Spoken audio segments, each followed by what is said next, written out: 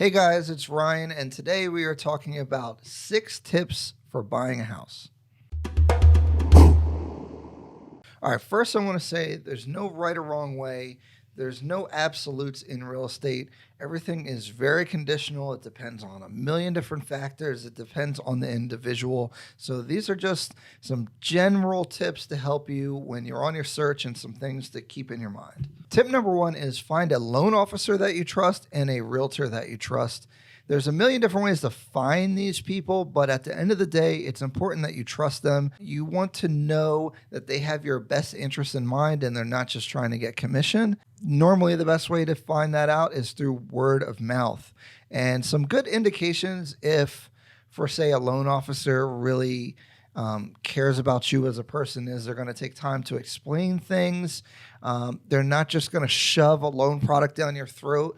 A lot of times, I notice that people get into bad loan products or not the best loan product for them just because it's easier for the loan officer, right? So if it's FHA loan versus a low down payment conventional loan, there's some differences there. So if you have good credit, maybe it's probably better to go the conventional way, but the loan officer normally does FHAs. So they just kind of push you into the FHA loan. And definitely don't use one of these call center loan officer places like Quicken or Rocket Mortgage or anything.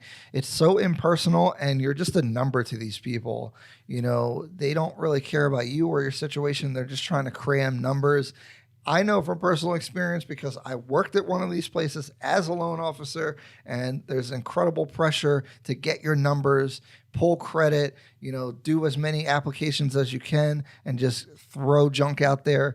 And people aren't really caring about the goals of the individual. There's a lot of nuance in mortgages. There's so many rules and different ways you can do things. It's really important to have someone that cares about you and also knows how to use all the loan products to be able to accomplish what your goals are in the best way. As far as finding a realtor, it's tough because everybody out there is a realtor right now. And, a lot of people pick people that they like or that, their friends have used or whatever. And that's cool.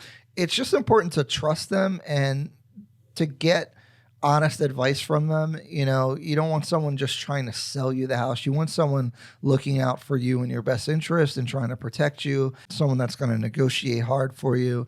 And I think the best way to do that is just word of mouth, and don't just don't ask for a referral and that's it. Ask them why they thought they were a good agent and, maybe how their process went.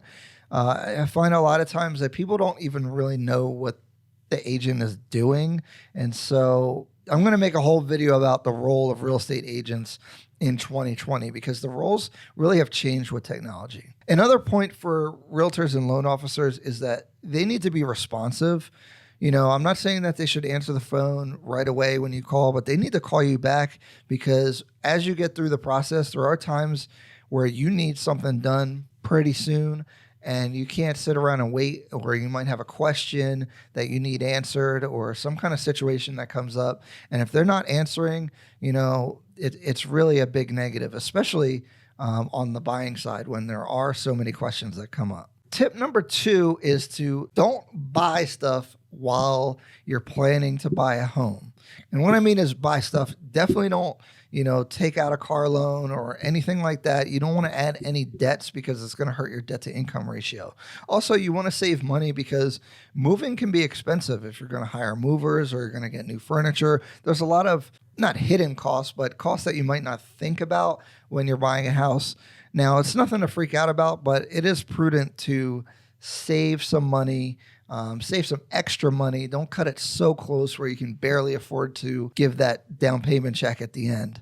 So just keep that in mind. Just try to save some money. Tip number 3 is narrow your search down. It is so hard to find a needle in a haystack, and especially if your haystack is really big. So you want to find the perfect house for you, but if you're looking at such a wide area, it's really hard to figure out, especially because every town is going to have different market dynamics and pricing differences, and it's going to be a bit confusing to, if you're looking for a townhouse here and that price is a certain price, and then you're looking for a single family over here, and that has a whole different price and a different market dynamic, it makes it very difficult to find a house. You want to narrow down the area and the type of home as much as possible. This way you can view all of the inventory that you're interested in and make the best selection. A lot of people, surprisingly, don't really know where they want to live or what kind of house they want to live in. And so it's cool to browse and look at that stuff, but you want to quickly narrow your search so that you can be decisive about the property that you're purchasing. Tip number 4 is anything can happen, so be careful when you're planning and be flexible. Real estate is not like going to Walmart and buying a pair of shoes or something. It is very uncertain throughout the whole process.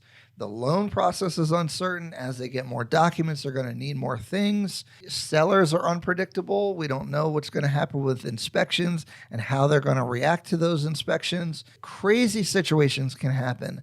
A lot of times, your mortgage could get delayed. I mean, COVID-19 right now, everything's getting delayed because everyone's working from home. And so you thought you were closing on the 1st, and now you can't close till the 15th, but you already hired the movers for the 1st, or you bought furniture and all the stuff. You got to be flexible and kind of roll with the punches. Now, when you have a good team in place, they're going to help mitigate that. But sometimes there's no avoiding extensions or delays.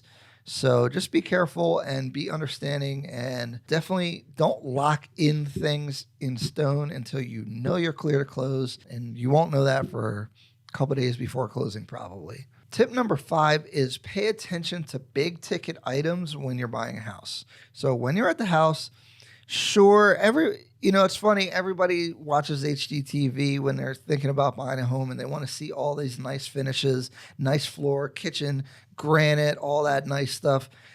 And that's important, but that's all style stuff, and a lot of that stuff costs less to fix or update than a roof or windows or the air conditioner system. So when I take buyers out, I always want to emphasize how old the air conditioning unit is or the furnace, and how old the roof looks and the condition of the windows, because a roof can be tens of thousands of dollars. A kitchen, not that much unless you're getting really fancy stuff. So buying an all fixed up house with an old roof is like buying a car with a bad engine but nice rims. And so I'm not saying don't buy a house with an old roof or old air conditioning or outdated electrical. When you're comparing a house with nice finishes but old roof and older electrical system to a house that maybe needs to be updated, but it has a new roof, new windows, and the furnace just got replaced, you need to value those things properly. So for example, if one property has a new kitchen and another property has a new roof, the roof's probably worth 10 grand and that new kitchen might be worth 5. So you should value that roof as 10 grand. And so maybe you would pay $5,000 less for the house with the nice kitchen. Look, everybody wants to live in a really nice place. They want to have people come over and say, oh, wow, this is really nice and it's stylish.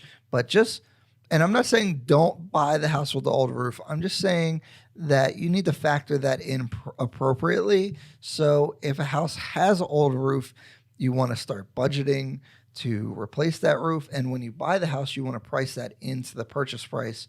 As far as you don't want to overpay because you have nice finishes, but then you have old bones to the house, like the roof or the electrical or HVAC system.